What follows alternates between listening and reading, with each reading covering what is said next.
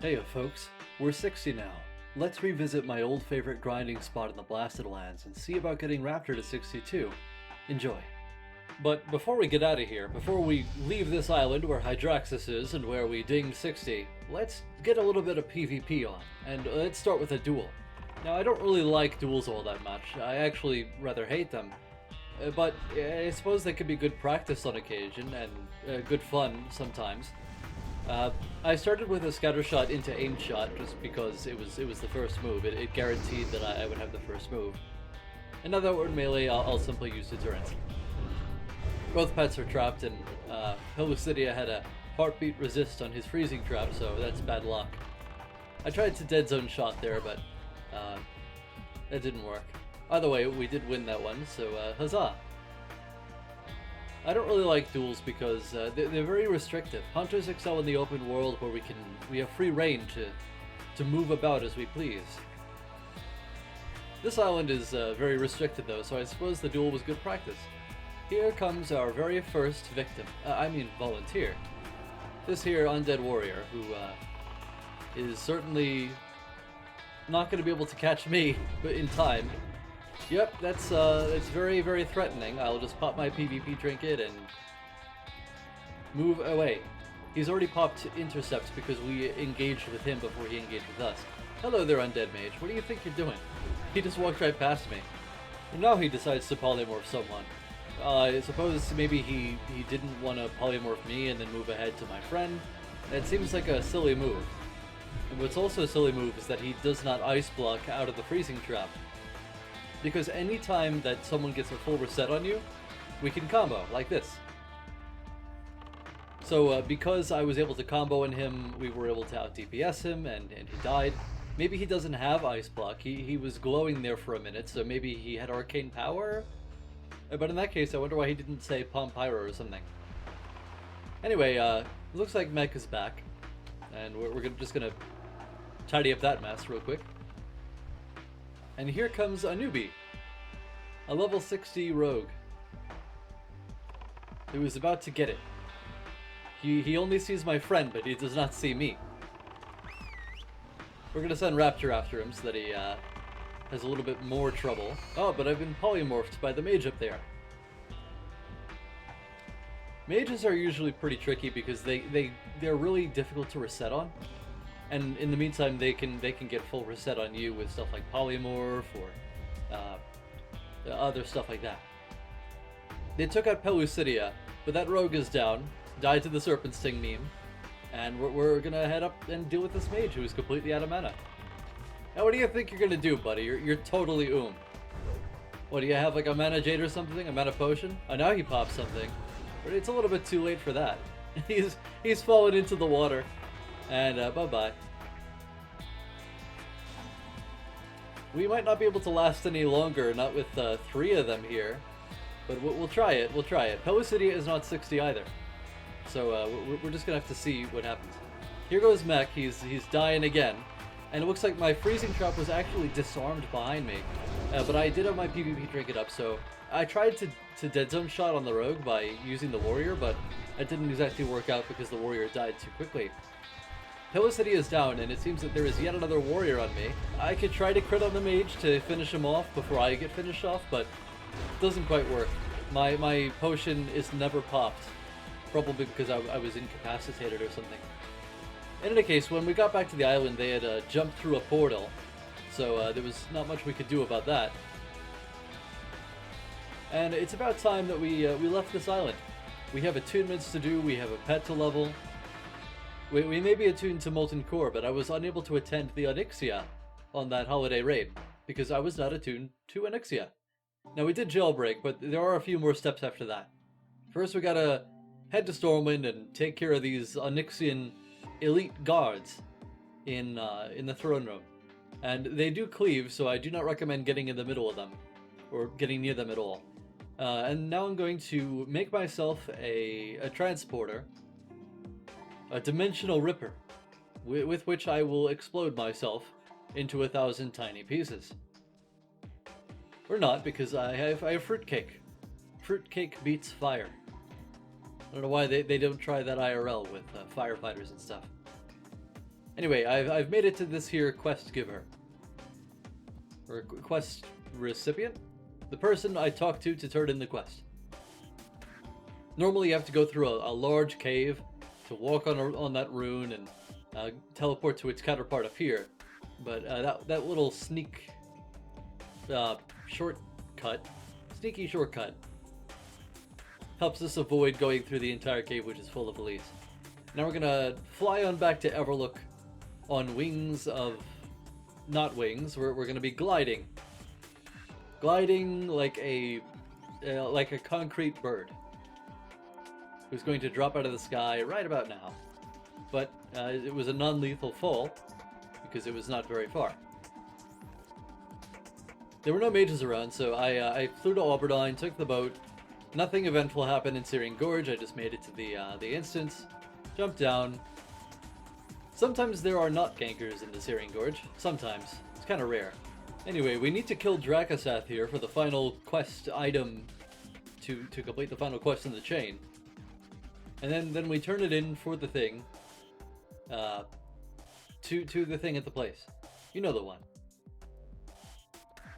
Actually, something relevant to the Dire Mole farm happens right about here, and we'll talk about it more later, but for now I just want to point it out. Feign Death actually does not check for resistances past a certain range. So right here, I would have had a 100% chance for Feign Death to work. It could not be resisted from this distance. However, I did not stay down long enough in order for Feign Death to work. It was a lot more responsive on private servers, whereas here it's not quite so much. So that was not a Feign Death resist. It would have said resisted at the top of the screen. I popped a turrets here in an attempt to survive, and if it had gone on for another 4 seconds, that might have worked out, but nope, the conflagration is a one-shot right there. It finishes me off. So I got the item, and we got attuned to Onyxia, or to Onyxia's lair, so that we could enter and raid with the boys, because I was not able to attend the prior Onyxia after that holiday MC, because I was simply not attuned. Molten Core attunement is very easy. Onyxia's lair is, well, it's one boss, but it's difficult to get attuned, for some reason.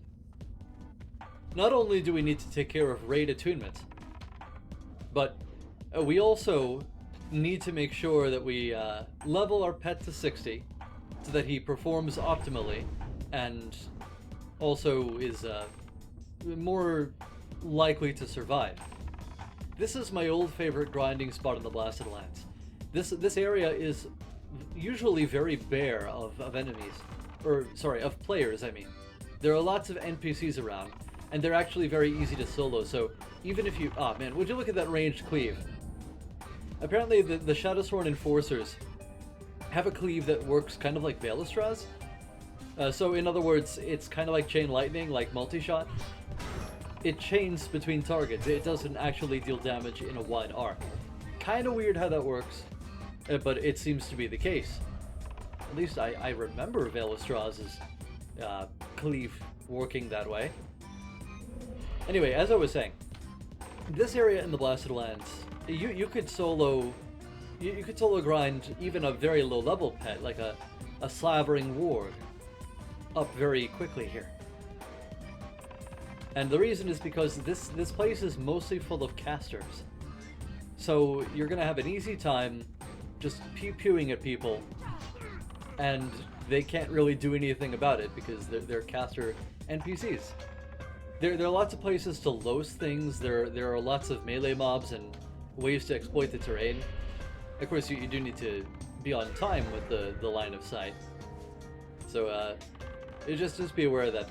The skull decorations can be a little bit tricky to navigate around, but what's also pretty easy here is the alternating of attacks technique, the alt-attacking technique. As you can see, I am smacking away and shooting away, and regaining mana simultaneously. And that's exactly what I was doing there, to regain mana. you might as well take your time here because you will run out of mobs eventually. And you will not have anything else to grind. You'll have to go down the hill to the area down the hill, which is full of more mobs, which are identical to these ones. But it's still annoying.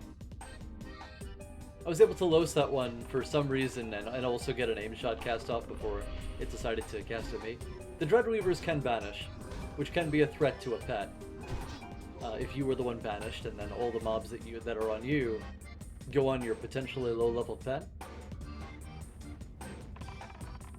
And by the way, I leveled two pets here, mostly.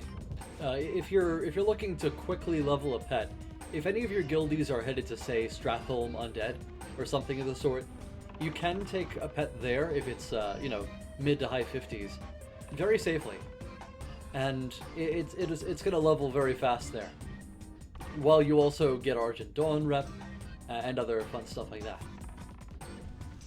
So that's another useful thing to do if you happen to. Oh wow, there are quite a few of them here. It's a fun thing to do if you happen to need Stratholme Undead for some reason, like for bone slicing hatchets or for Cave of the Black Baron. But if no one is around, or if you just care to solo grind, then this is a lovely place. People hardly come by, and as you can see, there are a lot of ways to work with the mobs here to deal with whatever situation you might find yourself in. Because while the other mobs on the other end of the altar will go up around the back and there are no mobs there, the ones pulled from over here will go up the ramp and you might have like 4 or 5 mobs on you. Not a big deal because they are pretty weak, and you know, you can abuse Los and whatnot. But still. As I was saying, I leveled 2 pets here. There was a cat and a wolf. And the cat is for raiding. And PvP, I suppose, but yes, raiding. The wolf is for dire mole tribute. Now, cats and wolves are both competitors. They are equally capable of being raiding pets, although I like cats a lot more. They're a lot easier to handle, and as long as you buff them up with, say, Juju Power, Juju Might, and Scroll of Agility 4, then they can pull an impressive amount of damage. For instance, on Golemag, I've seen parses with Rapture pulling a whole 20% of my damage. It's kind of incredible how nasty a pet's damage can be, and how much it can contribute to your own damage on the meter.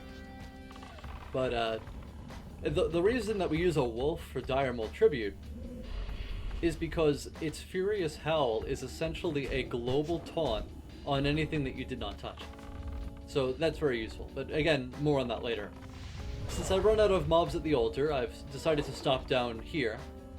Now, this can be a little bit risky if you're on a server where the enemy faction has quite a lot more players than you, because killing the mobs down here will indicate to passing honor farmers, or people interested in messing with you, that there is someone up at the altar, most likely.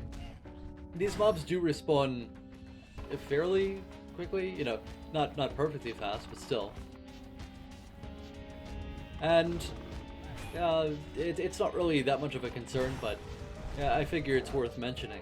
If you're up at the altar, there are mobs in the way, so folks are disinclined to bother checking up that way. Maybe they're gonna look there for herbs or ores, but most likely they're gonna stay in the main part of the zone. So it's extremely rare that I'm bothered up there. Extremely rare. Now that we've killed a few things down there, it's populous up here once again. Another thing that you could do with the difference between the ranged and the melee mobs is you could, for instance, pull one of those melee mobs between casters in order to chain multi-shot. So we're going to do that now. I've popped Feign Death. Rapture is going to take that thing over there. We're going to pop off the aim shot right there. Rapture is going to bring that melee mob over there. We're going to fire off the aimed auto multi, and try to finish off this here warlock. Boop. It's still not dead. That's fine though. We can alt attack on it while casting aim shot on that there warlock. It's one shot, so no opportunity for the auto multi. But now we can move over here.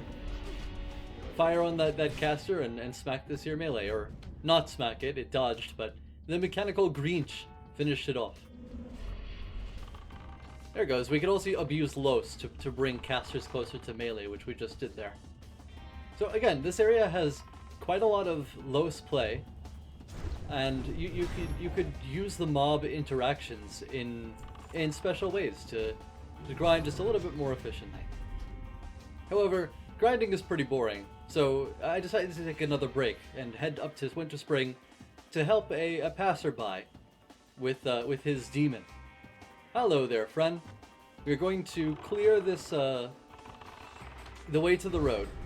Or I would be doing that if I did not see him at the perfect position, but he is going past it. I rush up to him to talk to him, to try to get him to stop, because we need him at the perfect position. By this here little rock formation, so that we can kite optimally. Artorius is a test of kiting, if there were any specific tests among the rogue demons. He is, well, you need to give him a very wide berth, especially if you're making a turn. The gist of it is use rank 1 arcane shot on cooldown, keep Serpent Sting up, and also run in straight lines. The last part is actually really important. You cannot just meander through the woods trying to avoid mobs. If you are for some reason kiting through the woods and there are mobs in the way, you need someone else to ride around on them out, get them out of your way. You cannot stop for much. You could stop for a very short time, but it's very risky. The debuff will kill you in a very short amount of time if it is applied at all. Unless, of course, you pop a restoration potion, which can remove debuffs. No other consumable will compare. So if you are worried about the thing getting too close, it's good to have one on you, just for safety. Right now we are making the turn onto the road, and you'll notice that I'm keeping the turn very wide. That way I stay at maximum range, or as close to it as possible, and he does not get the opportunity to use the debuff while I'm making the turn. That is the toughest part of this kite, and because things have gone well, because I've passed the turn, I've decided to pop a mana potion, which means restoration potion is no longer available for the time being. But we will not need it. We are not making any more such turns. At least not before this is over. There's the ICS, and I cancelled my auto shot just a little bit too early, but the auto shot really doesn't matter. I'm using rank 1 arcane shot just to keep him on me. Serpent Sting applies a hidden debuff that deals a lot more damage, and that's really the thing that's going to kill him. Now that he's slower due to low HP, we can stop an auto shot once in a while. Very simple, very clean.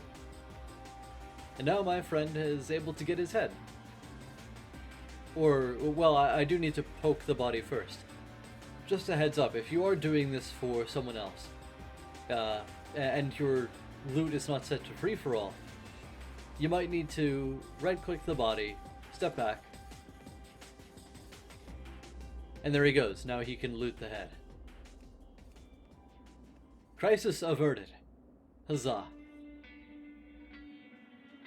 However, we cannot simply level the pet to 60 and expect it to perform. We must also seek out the various abilities that it may require, and acquire them for ourselves, so that we can teach them to the pet. In this case, in the case of Broken Tooth, I intend to seek out Claw 8, Bite 8, Dash 3, and I suppose Prowl 3 is nice to have, but I am using Growl instead of Prowl.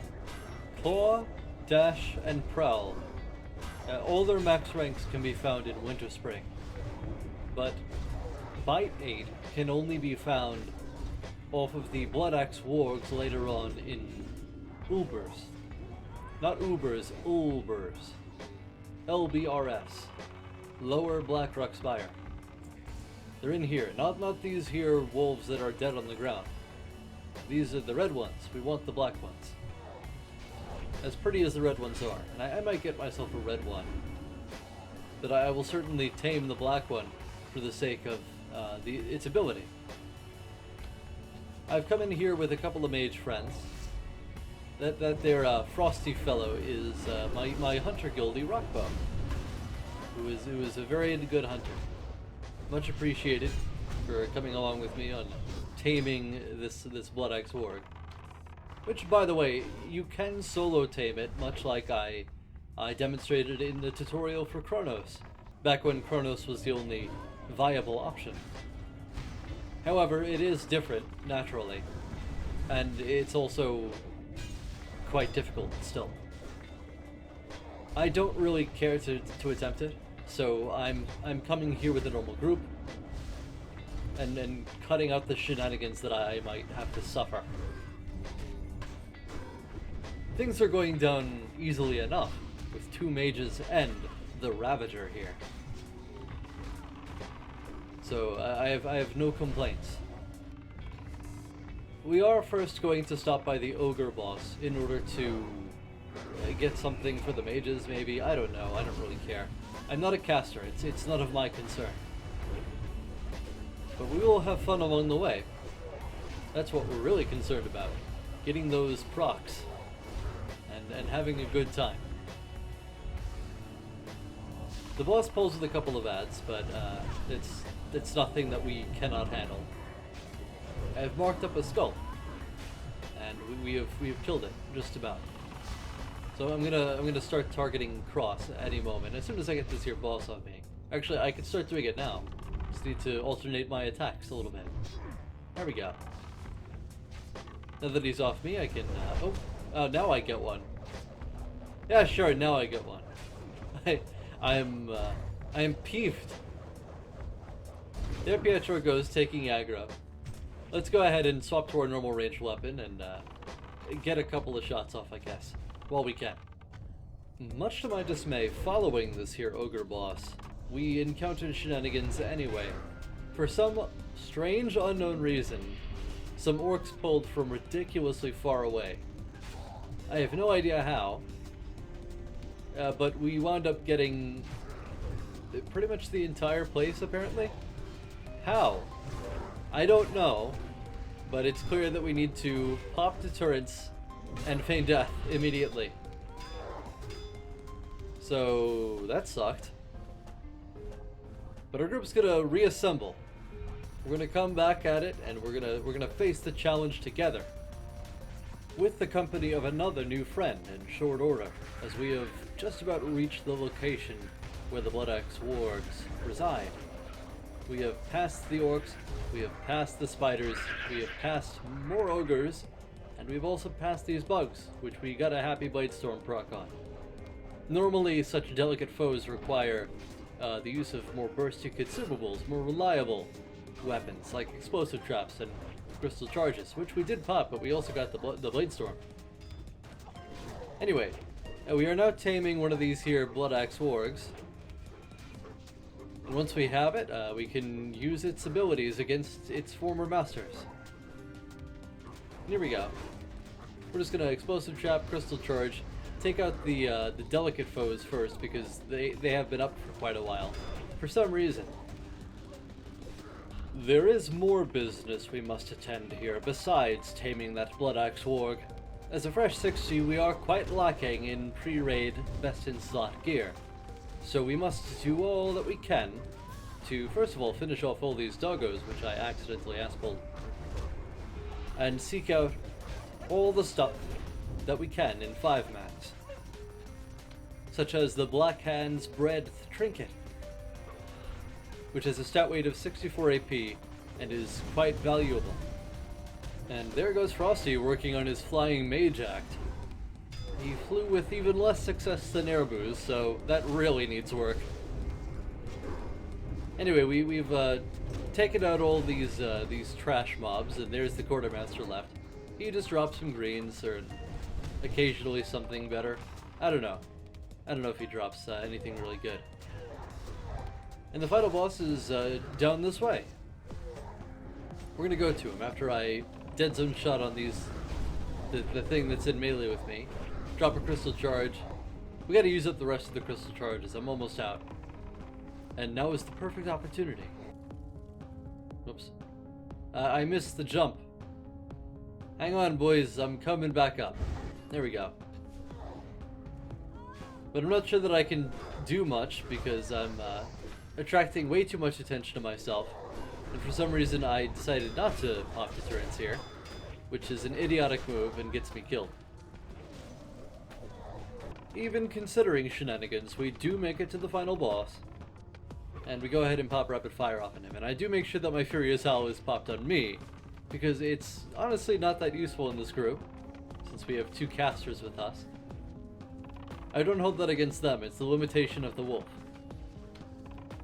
Not that it does much to help the melee anyway, due to how the calculation works. Anywho, that's about all for today.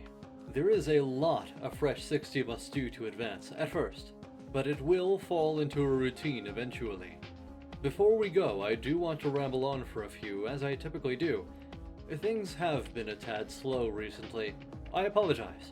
For those of you who don't know, February is a rather busy month for me, occupied mostly by family matters.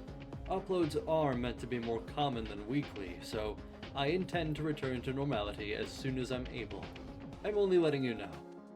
Despite that, I hope you've all been enjoying the episodes and the month of love. Happy Valentine's Day, by the way. I would eagerly accept your love in the form of a like or comment. Share this video too, since the more the merrier. If you haven't already, make sure you subscribe and click that bell icon for notifications so you never miss a new upload. What I love to do is bring new content to you guys, so I hope you love seeing it just as much. Check the description for a skip list or more links, as usual. And as always, I will see you in the next one. Bye bye!